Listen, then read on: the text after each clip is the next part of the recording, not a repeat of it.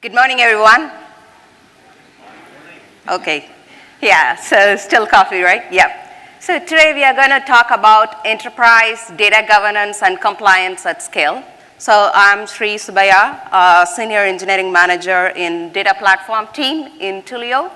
And I have with me Sunil Patel, who is a Senior Software Engineer in Data Platform.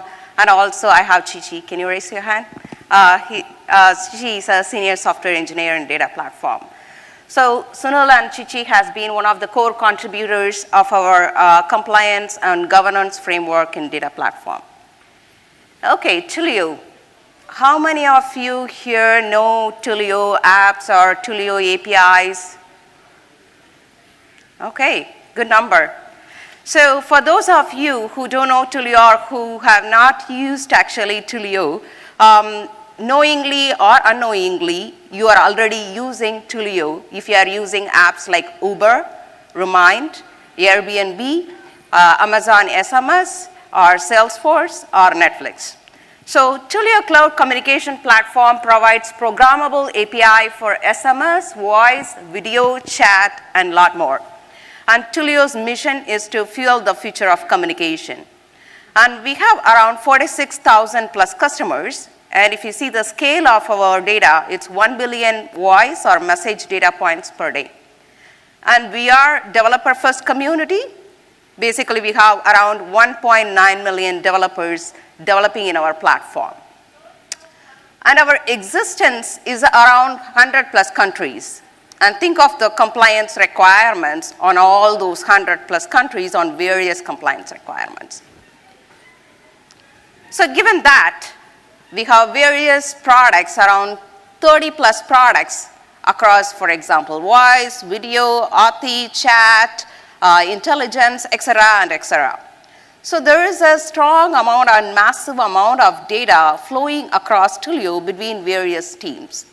And there is a need for a shared services or some centralized management of data. And there comes the data platform. You can see this picture. Basically, it's a 10,000-foot view of our data platform, and you can see various layers over here. So primarily, for example, ingestion layer, pipeline layer, data storage, data processing, and data usage. The ingestion layer, primarily, we have 3 channels. One is a Kinesis, Kafka, and also the bulk, which is basically bulk load from many databases. And once we ingest the data, we have various storage mechanisms as well. Our data lake is one of the primary storage mechanisms, but apart from that, we have Dynamo, MySQL, Elastic, Kudu, and Cassandra. To process this data across various data sources and data storage systems, we use Spark primarily.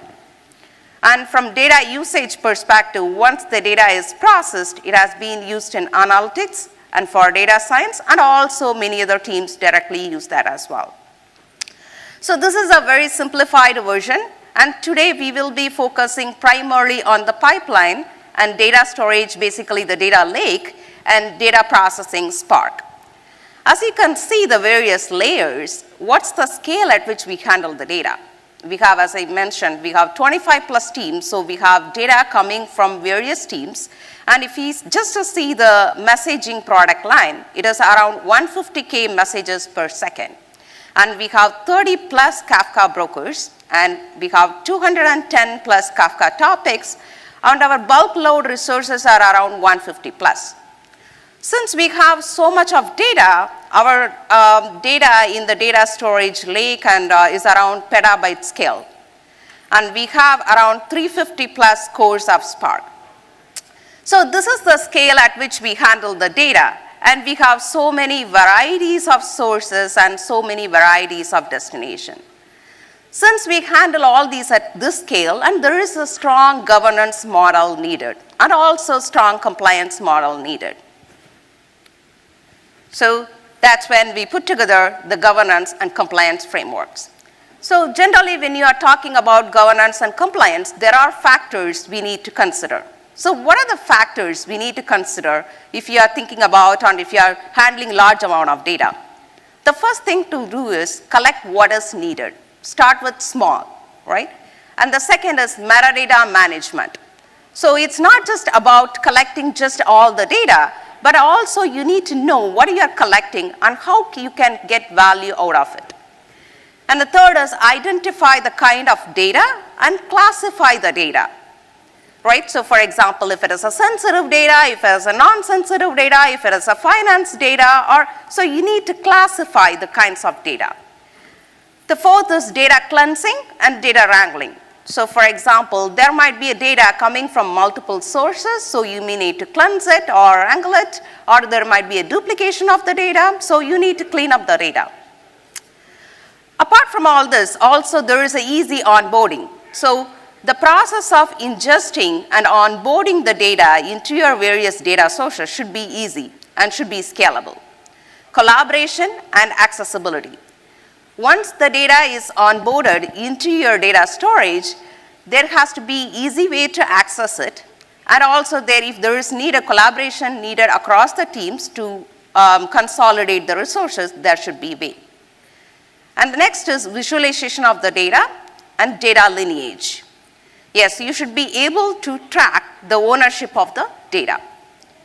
In addition to this, one other important factor you need to consider is the security, right? So great power comes with great responsibility, yeah, right? So we have a lot of data, so we should be responsible for making that data secure, right? So need to make sure authentication, authorization, auditing, all those are enabled. And finally, data retention and cleanup. So to give some examples, so we have some of the compliance requirements, for example, SOX, GDPR, HIPAA, and PCI, right? So we have worked on SOX, GDPR, and HIPAA is in progress. So as an example, we'll just quickly give an overview of GDPR. So GDPR, as we all know, it's originated in Europe. It is primarily around personal data. And based on the role of the resource, basically, whether it is a processor or controller, there are various obligation requirements. For example, there is a lawness, fairness, and transparency, purpose limitation, data minimization, accuracy, storage limitation, integrity, confidentiality, and accountability. So how do we take care of all these obligations? So we put together the measures: secure storage, anonymization, encryption, retention policies, auditing, deletion of data, and access control. As you can see, some of these measures overlap with the overall our governance factors.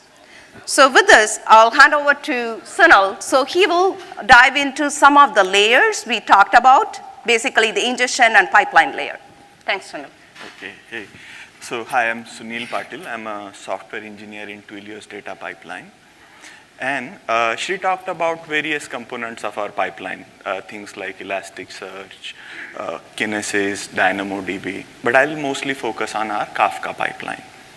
So Kafka pipeline is our horizontal piece of infrastructure that different teams in Twilio use for different use cases. The simplest use case is, let's say team A wants to publish some data that team B wants to consume. But most common use case is when a team publishes some data, it goes through different layers and gets ingested into our Redshift-based warehouse. This is a high-level simplified version of how our Kafka pipeline looks like. And I'll walk you through how the data flows through different components.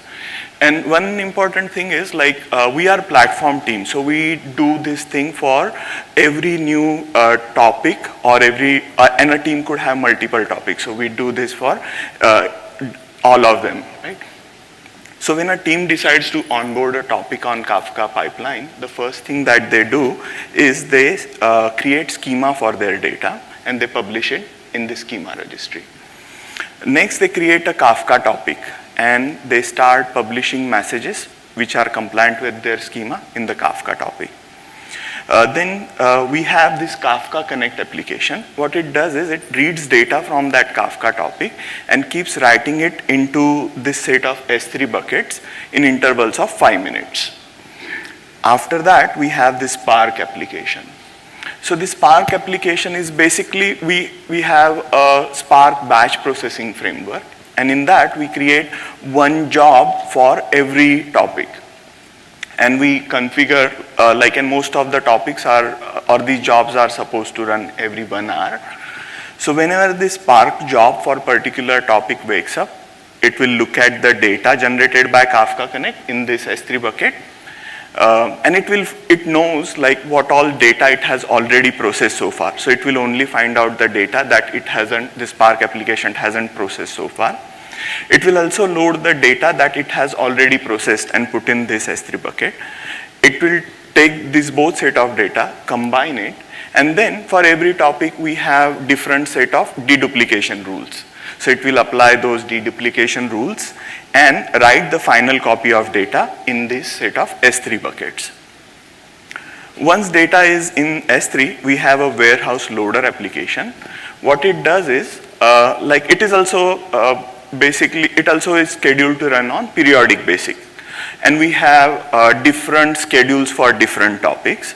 So whenever warehouse loader application starts up, it knows what all data it has already processed. So it finds out what all data was generated by Spark, either as a new data or what all files were updated since it got chance to run last time.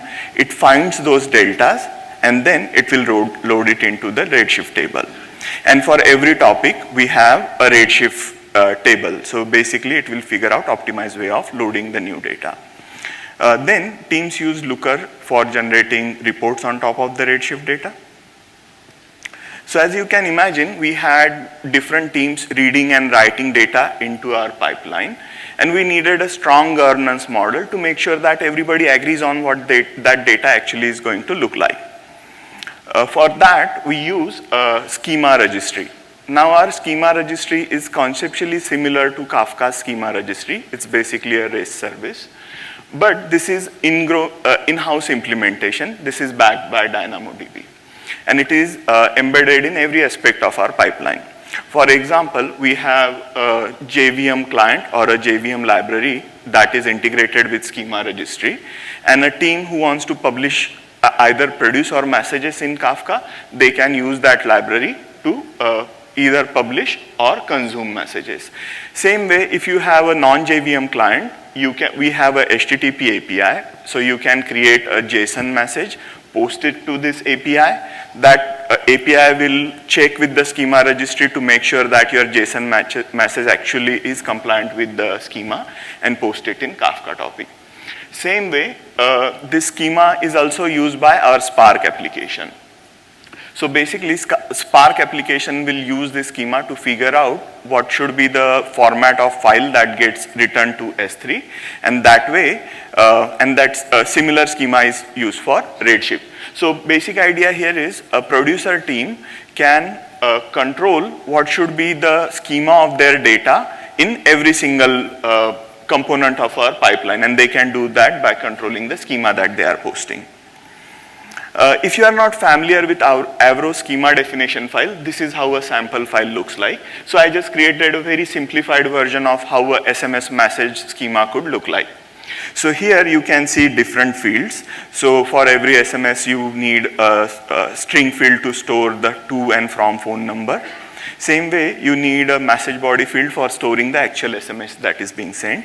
And you might need additional fields for things like account ID, like which customer this message was sent for, and date created and things like this. Now this is very simplified version, but a lot of our schemas tend to have embedded objects inside them. They tend to have list and map. So basically, Avro schema definition gives you sufficient tools to model your complex business entities. Okay. So when GDPR came about, we had to make sure that we are not storing any PII information. And we solved that problem in a two-step approach.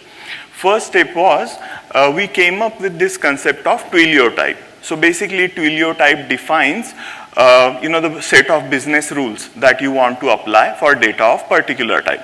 For example, being Twilio, we deal with phone numbers a whole lot.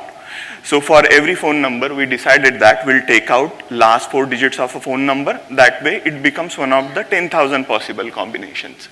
Same way, we came up with a business rule for commonly used entities such as email, device IPs, and other things. So if you look at this right-hand side, this is the input message that we got for a SMS. And then this is the redacted version of it. So you can see, like, while redacting, we X'd out last 4 digits for both to and from number. And for SMS, we didn't had a good reason to hold on to somebody's actual SMS message. So we took out the content completely. So message body is completely empty. The next step was to figure out, the next step was to work with different teams to figure out what kind of PII information they are actually storing. So basically, when we worked with the SMS team, by looking at their schema, we figured out that they have a to field for storing phone number, from field for storing phone number, and we applied this Twilio type equal to phone number for both of them. Same way, for removing the message body completely, we applied customer text to that. Right? And then the next step was to actually do these redactions. And we had to do this in 2 different places. One was for new or incoming data, and we built a Kafka Connect application for that. And other was for historical data, and we are using Spark for that. So this Kafka Connect application, what it does is it monitors the topic that it knows has PII data. And whenever a message appears in that topic, it will take that message, look at the Schema Registry to figure out what all redactions need to be applied, applies those redactions, and writes it into a new Kafka topic. Once the data is in Kafka topic, rest of our pipeline treats it as any other Kafka topic and takes it all the way to redacted version of that data in Redshift. The more interesting part was this Spark application. So basically, we built this Spark application, which is a job process or batch processing application, and it is responsible for handling or redacting historical data. So the way this application works is, it takes the historical data and loads it into data frames, and then for that particular topic, it applies all the redactions. So as you can see, we have built UDFs for each type of redaction. It applies the redaction and writes that into a different S3 bucket. So a couple of things, like, we had huge amount of historical data. So we had to make sure that this process is able to scale.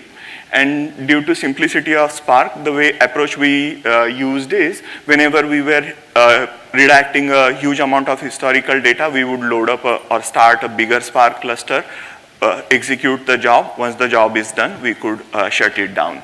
Other thing was, like, in addition to the Avro or Kafka based pipeline, due to historical nature, we had different other data formats like JSON, Avro, and these UDFs, they do have lot of business logic, and it's not easy to replicate. So what we did is, like, we are using data frames for every type of data. So even JSON data gets loaded into data frame, and we can reuse the UDFs in that. Now, the last thing is, like, for most of the redaction, we made a conscious choice that we would take out sufficient information from the actual value, so that even if we wanted, we cannot retrieve the original value back. So for phone number, we can't figure out what was the original number.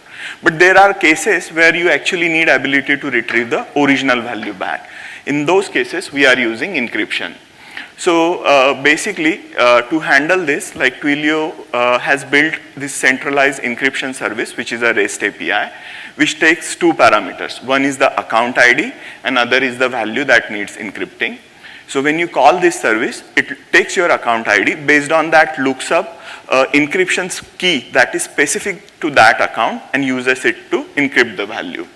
In the data platform team, whenever we want to encrypt a value, we take that message, look up the account ID and value, pass it to the encryption service, get the encrypted value back, and store it as a part of our output. If a team wants access to, or if there is a genuine use case where they want access to the original data, they have to follow a separate process. With that, I'll hand it over to Shri for more details. Thanks, Sunil. So Sunil has explained about the pipeline and the ingestion process. So we'll go to our next layer, which is basically a storage layer. So for today's discussion, we'll stick to data lake. Primarily our data lake, we call it TwilioFS. One of the challenge with data lake is, yes, we ingest so much amount of data in various different formats, and every team stores it in different places. So how do we want to govern it, right? So we want a data lake, and we don't want to turn that into a data swamp, right? So what are the measures, or what are the things we can do so that it is in a standardized format and we can derive value out of it? So what is the solution we came up with this? The first one is, as earlier we mentioned, the metadata management. So we make sure that we take care of, for any data we are onboarding, we take care of the descriptive metadata, the structural metadata, and the administrative metadata. The next is the ingestion process. Already Sunil explained the ingestion process. We make sure that the data is ingested properly. Once it is ingested and it lands in our data lake, we make sure that the data is organized properly. For example, the directories, subdirectories, how we are tagging, and then there is a cleansing. If there is a cleansing needs to happen, the cleansing. And it is also important to make sure you index the data appropriately, right? If there is a versioning or encryption needed, it is better to do the versioning and encryption according to your requirement. Yes, we ingested the data, we stored the data according to our governance requirements, and next is how you access the data. So we provide a library for all our internal teams to access the data. So they don't need to worry about what are the complexities behind our data lake, they just need to access the APIs. And internally, we take care of managing that. And also to access the data, so there are some rules around who can see what data and etc.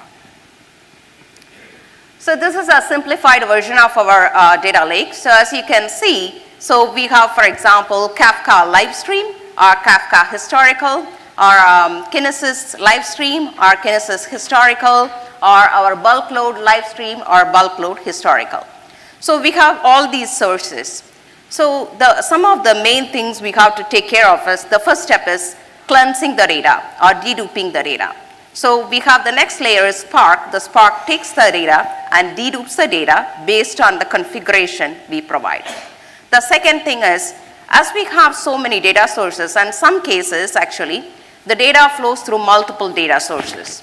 For example, voice, some set of voice calls flows through one flow, whereas other set of voice calls flows through other channel. So in that case, we still need to transform it and merge it or come to a common format. So in that case, the Sparks take care of wrangling as well and make sure it is in a canonical format so that the downstream team, they don't need to worry about what kind of voice calls or what kind of details. So as you see, so once you from the various different sources, after the Spark consolidates the data, we have cleansed raw data, cleansed redacted data, and cleansed encryption data. So why 3 versions, right? Or why different kinds of treatments for different kinds of data, right? So earlier we have seen, we need to understand the data and also the sensitivity of the data. So if the data doesn't have any personal or PHI or any critical information, it can stay as raw. If the data has some information, personal information, and if we don't want it, so we go through the redaction channel, we configure it for redaction, so automatically it will get redacted and it will get consolidated. For example, some information critical, but still we needed it for customers, to support our customers, then we go for encryption. So we have actually the Spark jobs which can take care of based on our configuration, which can take care of, okay, based on the type of data, it can take appropriate action. Once we have the consolidated data, and then there is a next set of Spark jobs that's based on the individual teams or use cases.